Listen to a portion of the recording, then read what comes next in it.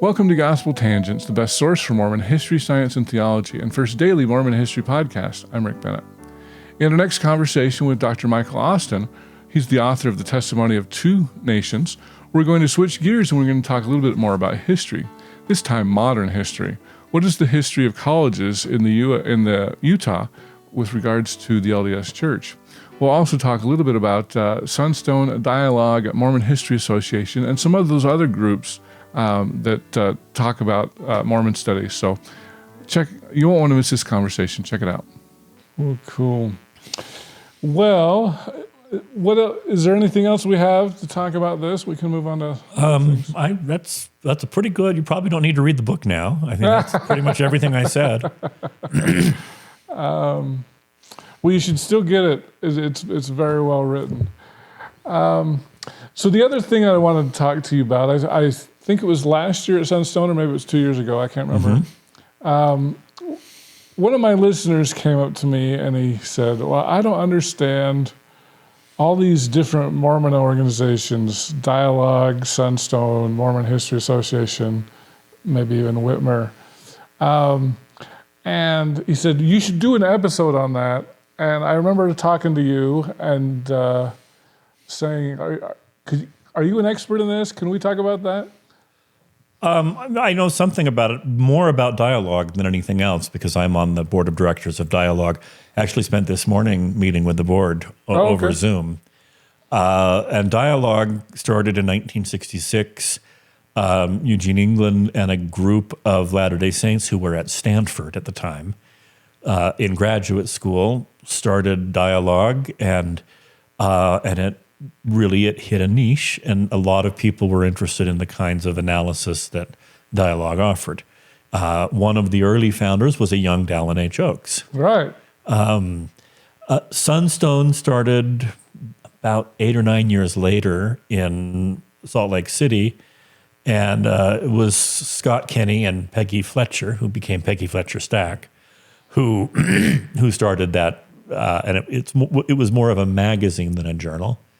So Dialogue has always had poetry and fiction and drama and sermons, but it's always had a core of peer-reviewed scholarship. Sunstone does not have that core. It's formatted as a magazine, and it's been a little bit more for the intelligent lay reader than the academic specialist. Okay. The Mormon History Association, I think, started a year before Dialogue as just a subset of the American History Association. And right. I think that it didn't start its own journal until about 1973, 74. And it is entirely peer-reviewed history articles. And it has probably been the most successful of the scholarly publications because Mormon history has become a major part of American history. I think Dialogue has probably the widest spectrum of scholarship about Mormonism. It does literature, it does sociology, it does anthropology, it does some history. And I think it serves a really important purpose still in that scholarly world, because if you take away Dialogue, then all you have really is history. You don't have the other areas of Mormon study with their own journal. Now, certainly Mormon sociologists writing about Mormonism can write in sociology journals, and literary critics can write in literary journals. And then Sunstone, I think Sunstone probably has historically depended the most on their symposium and on actually getting people to meet together. Before the internet, that was really important. Right. Sunstone was where you went to see your people. And it still plays that role, and it plays a role more like a magazine than a journal. It's kind of interesting because as I look at this, Lester Bush's 1973 article was published in Dialogue. I'm kind of curious why it wasn't in a Mormon History Journal, but I don't think there was a Mormon History Journal in 1973. I think it started in 1974. Check my work. Oh, okay. And so yeah, that was like a big splash of an article with the priesthood ban. I don't Yes. remember the name of the article. But Sunstone seemed like it used to do a lot more history, especially in the 1980s. You had Mark Hoffman. He broke a lot of stories there.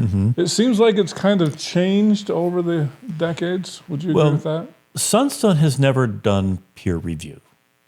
So they haven't done refereed articles. And that's only significant if you're a professor who needs to publish refereed articles to get tenure. Okay. Sunstone doesn't have those peer-reviewed articles, and so the publications are less academic, and they don't count for professors who are in a publish or perish mode. Do you think that's why Mark may have chosen Sunstone to release important information on the Salamander letter and things like that? Yeah, I don't think he was aiming for peer review. I don't think he would have wanted peer review since he was lying. Right. And so Dialogue's got a bigger swath of articles. MHA is more history. I know Yes. JWHA joined probably 10 years after, or I shouldn't say joined, created itself. Yes, about the 10 John years Whitmer later. Historical Association. And that comes from the Community of Christ. Correct. Yes, and that they do very good work. They do very good history. And there are some other journals now. The Mormon Studies Review does a good job. BYU Studies has had some really good articles in it, Yeah. including mine. 2 issues ago. All right. What was that about? It was an article I did with my colleague at the BYU Library, Rachel Helps, on the literary curriculum of the MIA in the early days of the church. Not missing in action.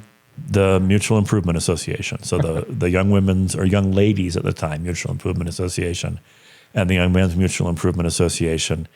And they had an annual reading list, and they had book clubs, and they, going to your MIA meeting really involved reading literature. And that was something we found very interesting. Yeah. Well, it used to be when I was growing up, we would call it mutual. I'm going to mutual. Now I'm going to young men's, I'm going to young women's. Yes. It's funny how that name has changed from MIA to mutual to now just young men's, young women's. Yes.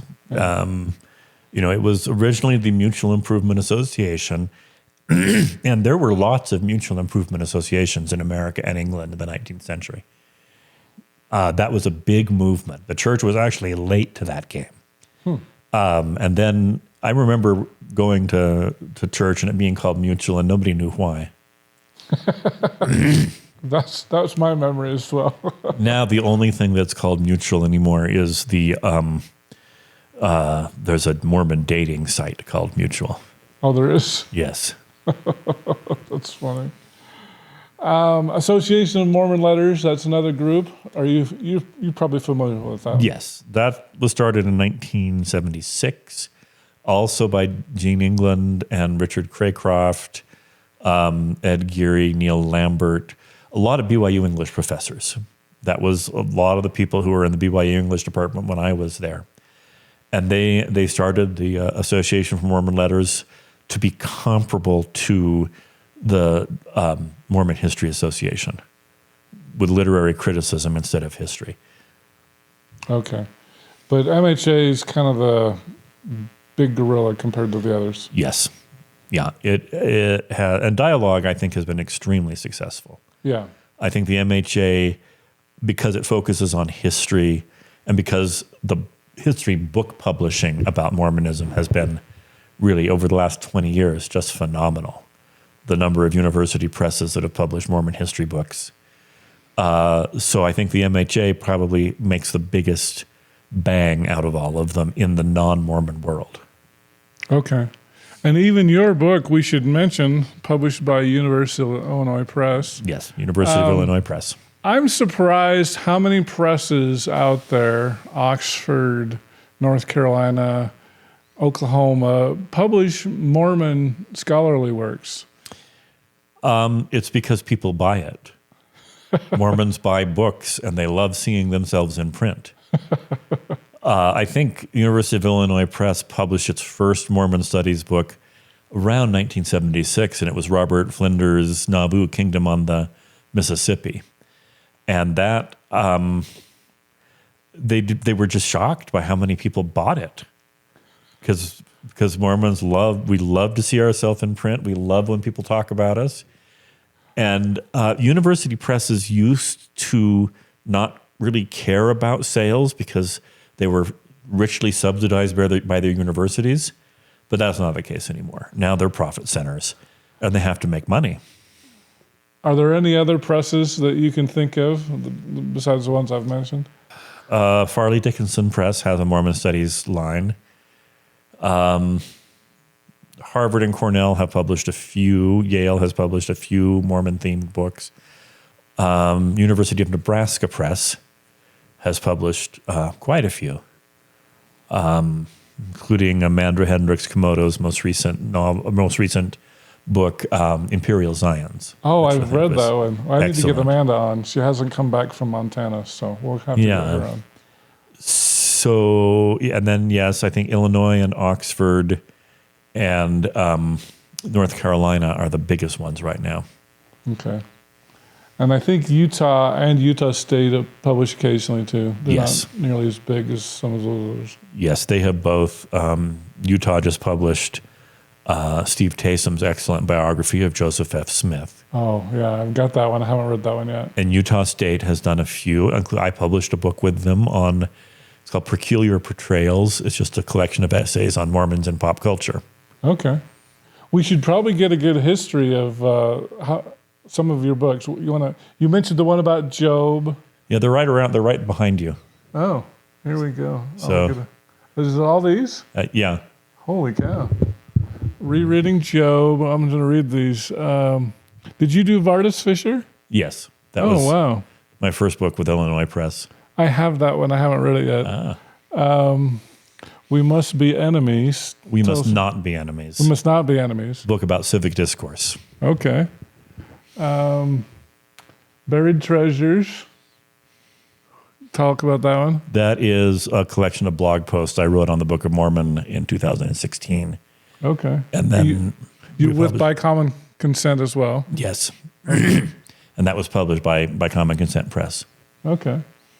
That's Not What They Mean.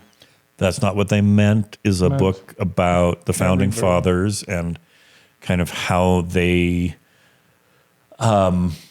anticipated a lot of our debates in their debates with each other. Okay. New Testament. I guess that's pretty self-explanatory. Actually, it's not about the New Testament. Oh. It is. New Testaments. It is about. I wrote my dissertation on Milton's Paradise Lost, Bunyan's Pilgrim's Progress, Defoe's Robinson Crusoe, and Richardson's Pamela.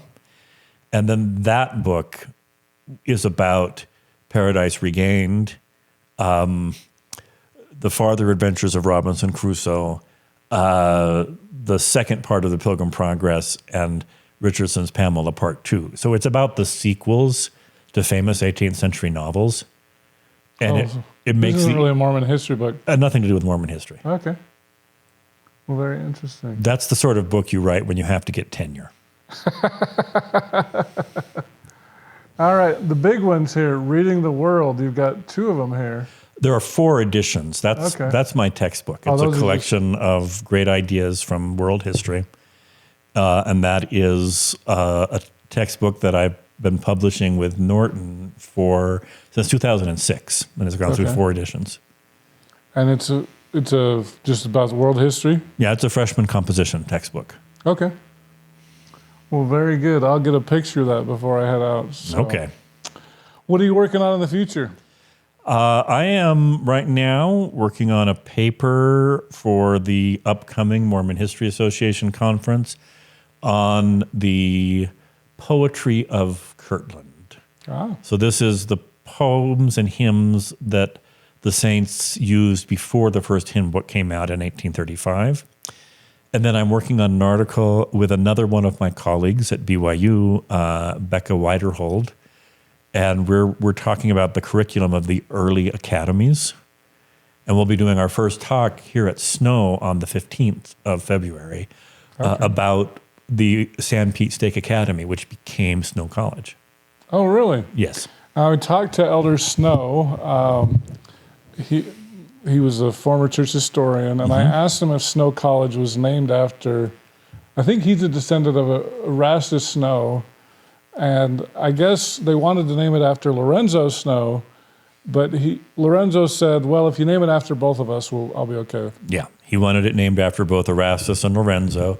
Right in front of our library, we have a big picture of Lorenzo Snow and Erastus Snow with their arms around each other, inviting people to come. So, yeah, we are named after both Snows. Okay, because this was originally a church college, and I think, was it in the 50s when McKay... The 30s. 30s. Yes. It wasn't President McKay then. No. They divested from all of the church colleges except for BYU Grant. and Rick's, yeah. Well, BYU and then Rick's and then what we now call Ensign College was the Salt Lake Academy. Okay. That used to be LDS Business College. Yes. Yeah. And I know Weber College was a church college, and Dixie as well. Weber and Snow were all academies. Eastern Arizona College was an LDS academy in Arizona. Oh. So, yeah, there were about 40 academies that were established between 1875 and about, I think, 1911. And then between 1930 and 1935, the church either closed them or gave them to the states, to Idaho, Utah, or Arizona, except for the Brigham Young Academy and then the Idaho Academy, Rick's. Okay. And Ensign College. It kept those. Okay. Well, very good. And I forgot to mention, we talked about this off camera. When you were at Evansville, there's a famous alumni that most Utahns would know. Jerry Sloan was an Evansville alumni and was the coach of the basketball team there for a while.